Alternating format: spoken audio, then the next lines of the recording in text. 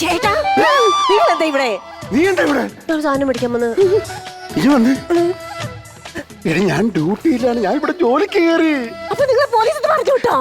മണ്ടി അതല്ല, ഞാനൊരു കള്ളനെ പിടിക്കാനായിട്ട് വേഷം മാറിയില്ലാത്ത നിൽക്കുവാണ്. എന്നിട്ട് തലേ ചാക്കാണല്ലോ. പൊട്ടിയാണോ നീ? ഒരു കാര്യം മനസ്സിലാക്കണം, ഞാൻ നീ ഭാര്യയും ഭർത്താവ് ഒറ്റ കുഞ്ഞുങ്ങൾ അറിയരുത്, മനസ്സിലായോ? വീട്ടിലെന്തോ കറി വെച്ചെന്ന്? ഒന്നും കറി വെച്ചില്ല, മീൻ വല്ലതും മേടിക്കണം അങ്ങനെ വിചാരിച്ച. കപ്പയുണ്ടോ? ഇല്ലത്തെ. കപ്പ ഒരു കിലോ കപ്പ മേടിച്ചു വെക്കണം. അഭിനയിച്ചോ അഭിനയിച്ചോ.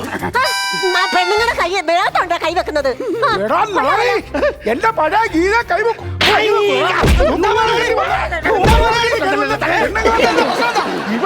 ഇവ കേറി വന്ന് ഈ പെണ്ണിനെ കാര്യം പിടിച്ചേക്കുന്നത്.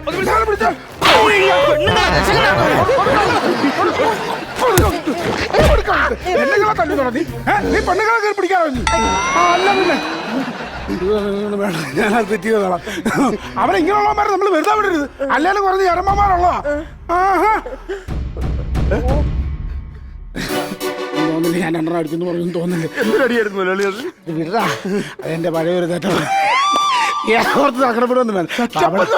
അവിടെ മുന്നേ ഞാനൊന്ന് സൈൻ ചെയ്യാൻ വേണ്ടി പണ്ട് സ്കൂളിൽ പഠിച്ചോണ്ടപ്പോ ഞങ്ങൾ ഭയങ്കര ലൈനായിരുന്നു.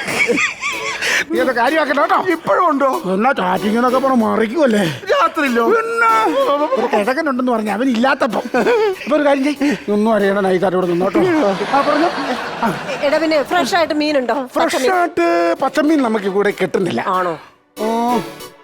ഒരു കാര്യം ചെയ്യ്, ഒരു 2 കിലോ മീനും ഇച്ചിരി കപ്പയും 1 യൂറോ ഒക്കെ ഞാൻ വൈകിട്ടിറങ്ങുന്നത്. ആ അത് വേണ്ട ചേട്ടാ, വൈകിട്ട് വരുമ്പോ 2 കിലോ മീനും കൂടെ മേടിച്ചോണ്ട് വന്നേര് കേട്ടോ. അത് ശരി, നീ ഇതിന്റെ ഇടയിൽ കൂടെ ലൈൻ വലിക്കും.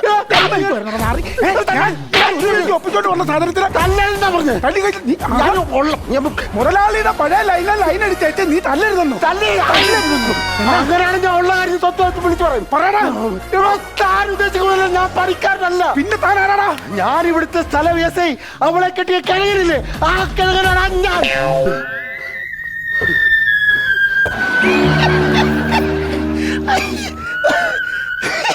മുതലാളി പൊളിഞ്ഞതാ എല്ലാം പൊളിഞ്ഞാ പറഞ്ഞു. എന്തല്ല കാര്യം മുതലാളി? ഒന്ന് പിടിച്ചേ ജസ്റ്റ് ഒന്ന് പിടിച്ചേ. ഇടക്കിടക്ക് ഇങ്ങനെ ഓരോന്ന് കൊടുക്കണം, എന്നാലും ഒരു രസമുള്ളൂ. നീ തല്ലി തരാന്നറിയോ? സ്ഥല നോക്ക് മേടിച്ചു കേട്ടി